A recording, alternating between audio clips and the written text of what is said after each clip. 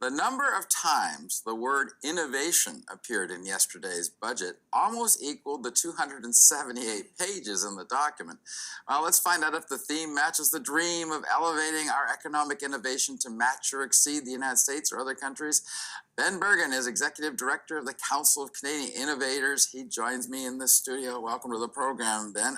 I guess I'm just curious, what does innovation need from this government, and realistically, what did they get from yesterday's budget? So Canadian innovators are cautiously optimistic about what's in the budget. I think it's a first step in a marathon towards creating an innovative economy. And so the areas that we look at are really access to capital, access to talent, and access to customers. And if you look at each one of those buckets, there is some elements, although not fully colored in, but that will help the innovation economy and definitely help Canadian high-growth firms scale and grow and stay here in Canada.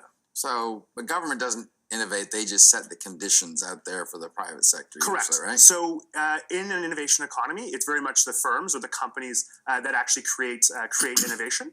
But government and industry needs to work together. So if we want to have an innovation economy that's successful as the United States, Canada needs to engage with its industry once a week. If we want to have an innovation economy that's as successful as Israel, we need to do it every day. So really, government and industry working together is how you produce an innovation economy. See, I've always told the difference between Canada and the U.S. is the U.S. knows how to make a profit off their innovation. We don't. So I think that obviously there's areas that the government could do to help with creating that profit. So I'd probably talk about intellectual property as a kind of a specific. So in the budget, we saw language that the government is looking to create a national IP strategy that's suitable for the 21st century. And intellectual property is like oil, the oil of the new economy. And so those countries in the past which had oil are rich and were successful, and those countries of the future that have IP will be rich and successful. So figuring out an IP strategy where we're able to keep that intellectual property here and allow companies to commercialize it and sell it abroad is important for Canada to be a prosperous country. I kept hearing talk of superclusters and stuff. What are superclusters? Yes, no, good question. So the government is going to make some bets, and they're going to make some bets on areas that Canada has some strengths. And we saw some of that outlining occurred. We saw definitions where the government is going to try and have it be industry-driven, and there will be a competition component. And in the next 6 weeks, we're going to hear more details of what that looks like.